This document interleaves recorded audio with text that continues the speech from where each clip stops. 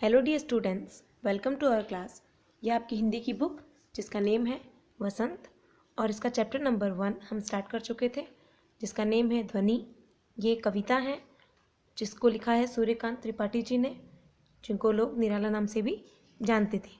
उन्होंने इस पोयम में कहा है, मैंने आपको पिछले वीडियो में यानी कि कल ये पूरी पोयम लिखने को बोला था और पढ़ने को भी कहा था। अभी मैं आपको इसकी पूरी व्याख्या बताऊंगी, तो ध्यान से सुनिएगा। अभी न होगा मेरा अंत, अभी अभी ही तो आया है मेरे मन में मृदुल वसंत, अभी न होगा मेरा अंत। अब यहाँ पे देखिए, आपको ये समझाने से पहले मैं चाहती हूँ कि जो डिफ़िकल्ट वर्ड्स हैं उनकी हिंदी मीनिंग आपको यानी कि उसको डिस्क्राइब कर दूँ मैं पहले, तो इजी रहेगा। यहाँ देखिए, इसमें यहाँ पे है मृदुल, जिसका मीन्स होता है कोमल। क्या मीनिंग होता है इसका? कोमल। मृदुल यानी कोमल। उसके बाद अभी न होगा मेरा अंत, हरे हरे ये पात। यहाँ देखिए बेटा, हरे हरे ये पात, ये यहाँ पे पात, तो पात यानी होता है पत्ते, जो होते हैं ना पेड़ के पत्ते, वो। हरे हरे ये पात, डालियाँ कलियाँ कोमल गात। कोमल यानी मुलायम, ये तो आप सब जानते ही हैं। मृदुल यानी कोमल और कोमल यानी मुलायम। गात, गात यानी शरीर। गात यानी क्या होता है? शरीर। तो याद रखिएगा, क्या बताया मैंने? मृदुल यानी कोमल, पात यानी पत्ते, कोमल यानी मुलायम और गात यानी शरीर। मैं ही अपना स्वप्न मृदुल कर फेरूंगा निद्रित कलियों पर, जगह एक प्रत्युष मनोहर। निद्रित, यहाँ पे देखो एक वर्ड आया है निद्रित, मैं अंडरलाइन कर रही हूँ, ये रहा निद्रित। निद्रित यानी होता है नींद में डूबी हुई, नींद में डूबी हुई। कलियों पर, जगह एक प्रत्युष मनोहर। प्रत्युष यानी प्रातः काल, जो सुबह का टाइम होता है ना, जिसमें सनराइज होता है यानी सूरज उगता है, भोर का समय होता है, सारे पक्षी अपने घोंसलों से बाहर निकलते हैं, ठंडा सा अच्छा सुहावना मौसम होता है ना, तो वो वाला मनोहर। मनोहर यानी सुंदर, मनोहर यानी सुंदर, मन को हरने वाला, जिसको बोलते हैं मनोहर, तो वो हो गया सुंदर। अब इसका पूरा मीनिंग सुनिए। ये जो पद्यांश है, ये जो कविता का फर्स्ट पद्यांश है, इसमें 2 पद्यांश है। फर्स्ट आपको अभी जो बताया मैंने वो, और बाकी नीचे वाला है ना। तो इस पद्यांश में जो इसके कवि हैं सूर्यकांत त्रिपाठी, जिनको लोग निराला नाम से जानते हैं, उन्होंने इसकी रचना की है और इसका नाम है ध्वनि, जैसा कि आपको पता ही है। इसमें कवि कलियों और फूलों के खिलाने के माध्यम से अपने जीवन के प्रति आस्था और दृढ़ विश्वास व्यक्त करना चाहता है। यानी कि ये जो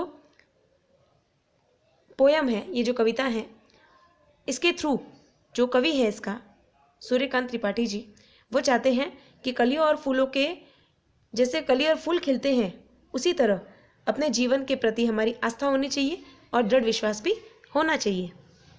चलिए शुरू करते हैं। अभी न होगा मेरा अंत, अभी अभी ही तो आया है मेरे मन में मृदुल वसंत, अभी न होगा मेरा अंत। हरे हरे ये पात, डालियाँ कलियाँ कोमल गात, मैं ही अपना स्वप्न मृदुल कर फेरूंगा निद्रित कलियों पर, जगह एक प्रत्युष मनोहर। तो कवि जी का मानना है कि अभी उसके जीवन का अंत नहीं होगा। ये कौन लिख रहा है? सूर्यकांत जी। तो वो कह रहे हैं कि मेरे जीवन का अंत अभी नहीं होगा, अभी अभी उसके जीवन में सुकुमार शिशु रूपी वसंत का आगमन हुआ है।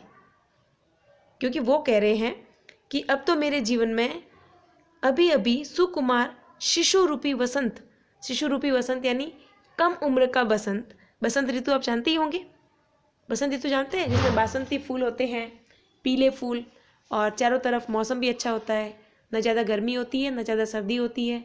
लोग पीले कपड़े पहनते हैं, अपने स्कूल में भी सेलिब्रेट करते हैं बसंत पंचमी, है ना। तो वही, जिस प्रकार प्रकृति में वसंत के आने से पेड़ पौधों पर हरियाली छा जाती है, डालियाँ हरे हरे पत्ते धारण कर लेती हैं और उन पर कलियाँ खिल जाती हैं। यानी कि इस चैप्टर में जो लिखा हुआ है कि जो मृदुल वसंत है, यानी कि जो मीठा वसंत का मौसम है, इसमें क्या होता है हरी हरी पत्तियाँ आती है, नई नई डालियाँ लगती हैं, नई कलियाँ खिलती हैं, है ना। तो उसी तरह चारों ओर प्रकृति में कोमलता और सुंदरता दिखाई देने लगती है। यानी ये जो हमारी धरती माता है, ये चारों तरफ से सुंदर और कोमल दिखने लगती है। वैसे ही मैं भी अपने जीवन में अपने कार्यों के द्वारा चारों ओर अपना यश फैलाना चाहता हूँ। कौन कह रहा है ये? सूर्यकांत जी। वो कहते हैं कि जिस तरह से वसंत ऋतु अपनी धरती को मनोहर बनाती है, इस धरती को सुंदर बनाती है, उसी तरह से मैं भी अपने कामों से इस धरती को सुंदर बनाना चाहता हूँ, मनोहर बनाना चाहता हूँ और चारों तरफ अपना यश फैलाना चाहता हूँ। इसके साथ ही कवि अपने स्वप्न भरे कोमल हाथों को अलसाई कलियों पर फेर कर उन्हें प्रभात के आने का सुंदर संदेश देना चाहते हैं। यानी कवि कहते हैं, देखिए यहाँ पे लिखा हुआ है, मैं ही अपना स्वप्न मृदुल कर फेरूंगा निद्रित कलियों पर जगा एक प्रत्यूष मनोहर। ये लाइन आपको ध्यान से सुनिए। मैं ही अपना स्वप्न मृदुल कर, यानी मैं अपने सपनों से भरे हुए कोमल हाथों को अलसाई हुई कलियां, अलसाई यानी रात भर सोई हुई कलियां, नींद से भरी हुई कलियां, उन पे अपना हाथ फेर कर उनको बताना चाहता हूँ कि अब सुबह हो गई है, उठ जाओ। अर्थात वह अपने आदर्श के अनुरूप आचरण करके समाज के दुखों को दूर करके सुख का वातावरण उत्पन्न करना चाहता है। कौन? कवि सूर्यकांत जी त्रिपाठी। ओके, तो वो कह रहे हैं मैं एक वसंत हूँ और जैसे वसंत ऋतु आके पूरी प्रकृति को, पूरी धरती माता को सुंदर मनोहर बनाती है, उसी तरह से मैं भी अपने जीवन में अपने कार्यों से चारों तरफ यश फैलाना चाहता हूँ और नींद से भरी हुई कलियों को, सोई हुई कलियों को अपने सपनों से भरे हुए हाथों से जगाकर उन्हें बताना चाहता हूँ कि आप भी अभी उठ जाइए और चारों तरफ प्रभात हो गई है। अब आगे देखिए, ये पुष्प पुष्प से तंद्रा लालसा खींच लूंगा मैं, अपने नव जीवन का अमृत सहर्ष सींच दूंगा मैं, द्वार दिखा दूंगा फिर उनको, है मेरे वे जहां अनंत, अभी न होगा मेरा अंत। ये इसका दूसरा पद है, जिसमें देखिए क्या है, इसमें मैं आपको कठिन शब्दार्थ के अर्थ बताऊंगी। पुष्प यानी होता है फूल। पुष्प यानी क्या होता है बेटा? फूल। आप चाहो तो लिख भी सकते हो ताकि आपको इजी रहेगा समझने में। पुष्प यानी फूल, बुक लेके बैठिएगा। फिर है तंद्रालस यानी नींद से बोझिल। तंद्रालस, यहाँ देखिए एक वर्ड आया है तंद्रालस यानी नींद से बोझिल। लालसा, लालसा यानी होता है इच्छा। क्या होता है? इच्छा। खींच लूंगा मैं अपने नव जीवन, नव यानी होता है नया। क्या होता है बेटा?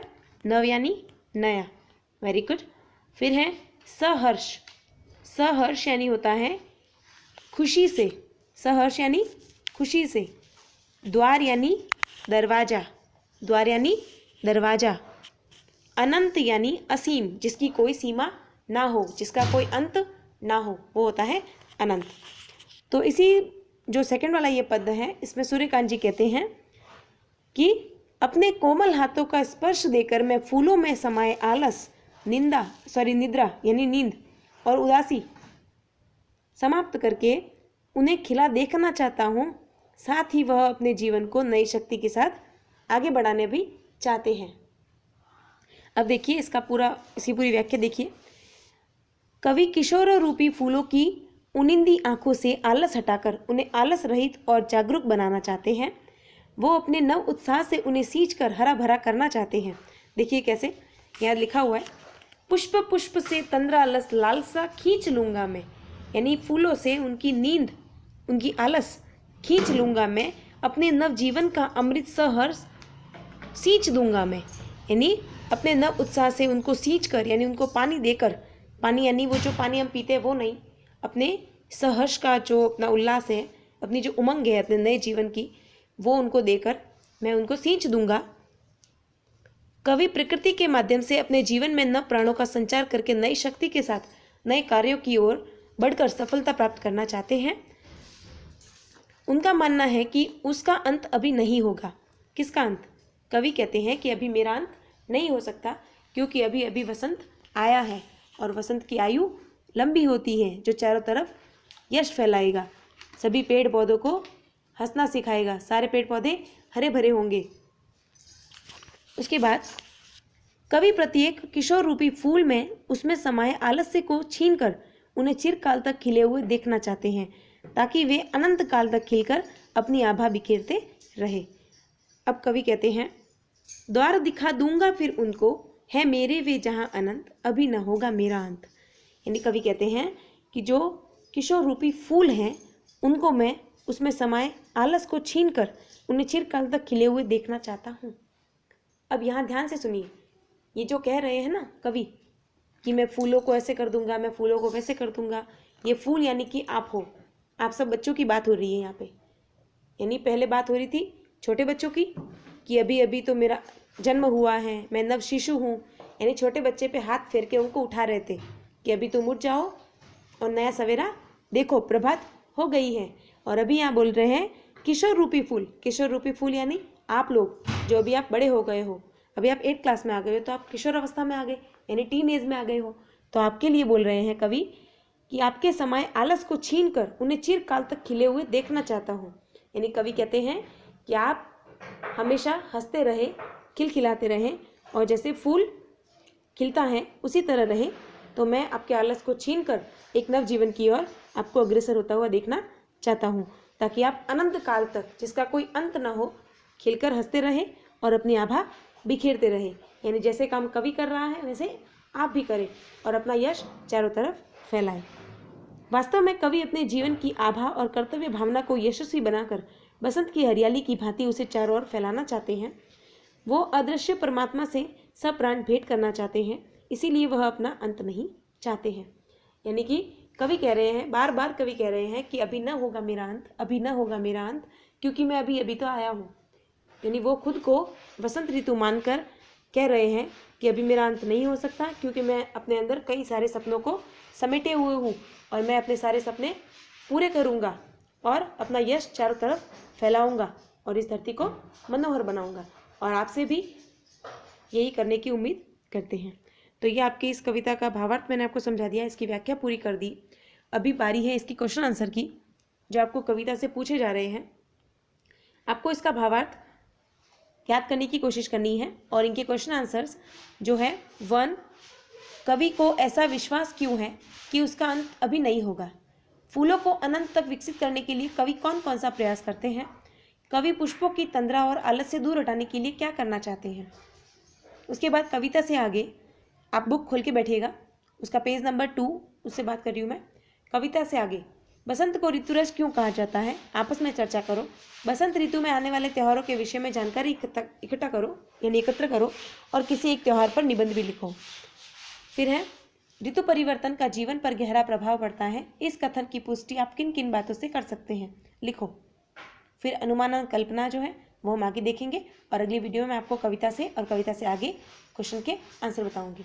ओके, और आपके फर्स्ट यूनिट टेस्ट का सिलेबस है चैप्टर नंबर 1 और 2 जो मैंने बता दिया है, और आपके व्हाट्सएप पे भी आ जाएगा, तो प्लीज़ तैयारी करिएगा। Thank you.